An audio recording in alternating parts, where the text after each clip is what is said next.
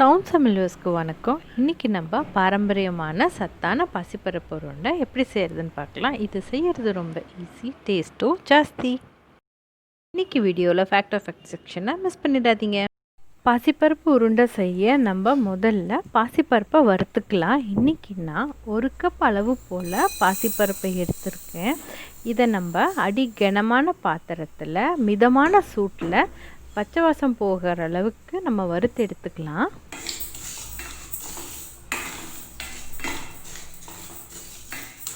இதை நம்ம வீட்டில் செஞ்சு ஃப்ரெஷ்ஷாக குழந்தைங்களுக்கு கொடுக்கும்போது அவங்களுக்கு ஹெல்தி ஃபுட் கொடுத்த மாதிரியும் இருக்கும், அவங்க டேஸ்டியான ஃபுட்டு சாப்பிட்ட மாதிரியும் இருக்கும். பாசிப்பருப்பை நம்ம இதமான சூட்டில் வறுத்துட்டோம். பாருங்கள், கலர் மாறிடுச்சு, பச்சை வாசனையும் போயிடுச்சு. இப்போ நம்ம இதை ஆற வச்சு மிக்சியில் நல்லா அரைச்சி சலித்து எடுத்துக்கலாம். இப்போ ஒரு 2 டேபிள் ஸ்பூன் அளவுக்கு நெய்யை ஊற்றி நம்ம ரொம்ப பொடியாக கட் பண்ணி வச்சுருக்க முந்திரி பருப்பை வறுத்து எடுத்துக்கலாம்.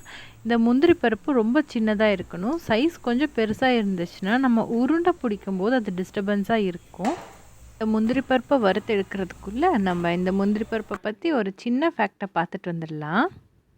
யூஸ்வலாக நட்ஸ் எல்லாம் பழத்துக்கு உள்ளே தான் முளைக்கும். கொஞ்சம் வித்தியாசமாக இந்த முந்திரி பருப்பு பழத்துக்கு வெளியில் முளைக்கும். இது என்னடா பெரிய ஃபேக்ட்டு, எங்களுக்கெல்லாம் தெரியுங்கிறவங்க மைண்ட் வாய்ஸ் எனக்கு கேட்குது. வீடியோவோட எண்டில் மிச்ச ஃபேக்ட்ஸ் ஆட் பண்ணியிருக்கேன், ஸ்கிப் பண்ணாமல் பாருங்கள். இந்த முந்திரி பருப்பு நல்லா இப்போ பொரிஞ்சாச்சு. இப்போ நம்ம இதை எடுத்து ஒரு பவுலில் வச்சுக்கலாம். இந்த சூடான நெய் வச்சு தான் நம்ம பாசிப்பருப்பு உருண்டை பிடிக்க போகிறோம். அதனால் இந்த நெய் சூடாகவே இருக்கணும். வேணும்னா நம்ம ரீஹீட் பண்ணி எடுத்துக்கலாம்.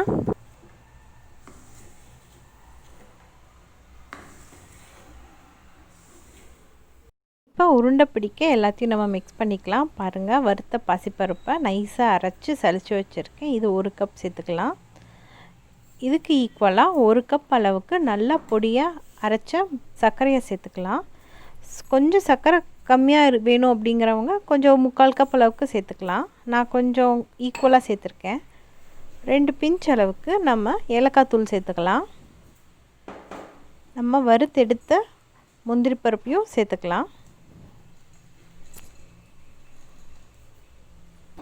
இது நல்லா நம்ம மிக்ஸ் பண்ணி எடுத்துக்கலாம். நம்ம கலந்துருக்க சர்க்கரையும் மாவும் எல்லா இடத்துலையும் மிக்ஸ் ஆகணும். இப்போ எல்லாத்தையும் நம்ம நல்லா மிக்ஸ் பண்ணிட்டோம். இப்போ முந்திரி பருப்பு தாளித்த நெய் இருக்குது சூடாக. இதை நம்ம இந்த மாவில் ஊற்றி மிக்ஸ் பண்ணிக்கலாம். கொஞ்சம் சூடாக ஊற்றினா தான் நம்மளுக்கு உருண்டை பிடிக்கிறதுக்கு ஈஸியாக இருக்கும்.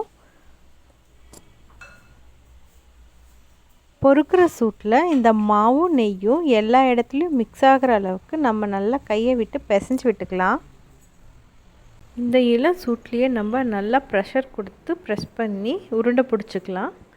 அவ்வளோதான், நம்மளுக்கு பாசிப்பருப்பு உருண்டை ரெடி ஆகிடும். இதை நம்ம ஒரு சர்விங் பவுலில் எடுத்து வச்சுக்கலாம். அவ்வளோதாங்க, எல்லா மாவையும் நம்ம இந்த மாதிரி உருட்டி எடுத்தோன்னா சத்தான டேஸ்ட்டான பாசிப்பருப்பு உருண்டை ரெடி ஆகிடும். சப்போஸ் உங்களுக்கு உருண்டை பிடிக்க வராட்டி நெய் இன்னும் கொஞ்சம் காய்ச்சி ஊற்றிக்கோங்க. பாருங்கள், பார்க்கும்போதே சாப்பிட்ணுன்னு தோணுது. இந்த முந்திரி பருப்போட க்ரன்ச்சியில் இந்த பாசிப்பருப்பு உருண்டை செம்ம டேஸ்ட்டாக இருக்கும். இப்போ நம்ம முந்திரி பருப்போட விட்டு போன ஃபேக்ட்ஸை பார்க்கலாம் வாங்க. ஃபேக்ட்டு, இந்த உலகத்துலேயே இந்த முந்திரி பருப்பை ரொம்ப கன்சியூம் பண்ணுறது யாருன்னு நினைக்கிறீங்க? நெய்யில் மசாலா போட்டு வறுத்து சாப்பிட்றதுல ஆரம்பித்து கலர் கலராக வகை வகையாக ஸ்வீட்டு செஞ்சு சாப்பிட்றதுலேருந்து ஏன் அதில் குருமா கூட வச்சு சாப்பிட்றது நம்மளை விட யாரடா அது அப்படின்னு தானே நினைக்கிறீங்க? அந்த பெருமை நம்மளுக்கு இல்லைங்க, யூஎஸ்காரங்களுக்கு தான். அதுவும் உலக ப்ரொடக்ஷனில் 90% கன்சியூம் பண்ணுறது அவங்க தான். அதில் 8 பேர் ஒரு படிக்கு மேலே போய் தம் பேரோட கேஷ்யூங்கிற பேரை லாஸ்ட் நேமாக சேர்த்துருக்காங்க. அடுத்து நம்ம முந்திரி பருப்பில் இருக்கிற தாதுக்கள், அதாவது மினரல்ஸ்கள் என்னென்னு சொல்கிறேன், கேட்டுக்கோங்க. ஒத்த முந்திரியில் இத்தனையா? Manganese, potassium, copper, magnesium, zinc, iron, செலினியம்ங்க. இத்தனை மினரல்ஸும் மற்ற ஃபுட்டை கம்பேர் பண்ணும்போது முந்திரி பருப்பில் கொஞ்சம் தூக்கலாக இருக்கான்.